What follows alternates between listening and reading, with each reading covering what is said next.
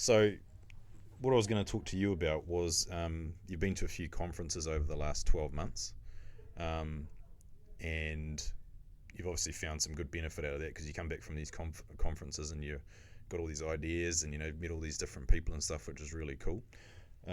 So the first one that you did was, I can't remember if it was earlier this year or if it was late last year, but it was the Women in Property conference down in Wellington there. Remember that one? Yes, I do. So that was with Building Networks. That was Women in Construction. So it's very varied. It could be a plumber to a designer or council.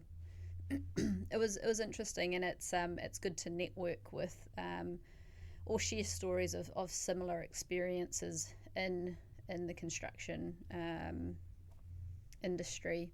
It's construction industry has changed quite a lot, and you do see a lot more females wearing hard hats and walking around sites, and project management, plumbers, builders.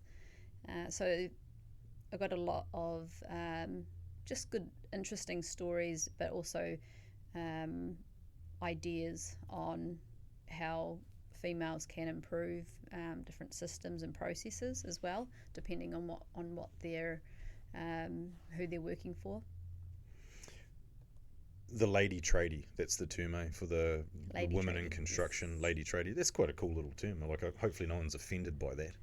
Doesn't take much to offend people these days, but lady tradie is like a cool, like that should be a term of endearment. It's exactly right. Women in trades. It's positive. And women are quite suited to the construction industry. Like they're very good planners, multitaskers, and organising, and very good at identifying what would you call it, an issue and how to resolve it from start to finish. That's what I noticed when talking with different ladies down there. Yeah, I was talking to someone this morning whose daughter is going to university in a year or two, and she wants to be an engineer. Like, great, that's bloody awesome. Whereas that domain 10, 20 years ago would have just been like, oh no, it's a man's sort of role. Now these young ladies aren't even thinking twice about it. They're like, no, I'm going to be an engineer. Can do it. Got all the right skills for it. So, and I think we're well past sort of breaking down those barriers, and now that's just commonplace. Where this generation coming through, they're not sort of hung up or encumbered by previous like traditional ideas about what women or men should be doing. So that's positive. Yeah, no, I agree.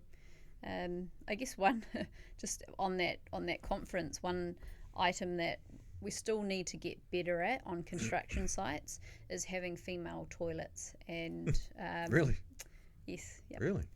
You have sites that if it's a small job or whichever, if they cater for probably for the males of either not needing to have a toilet on site because it's quite easy for males to find a toilet, but for females, just the basics of having a designated bathroom or toilet on site.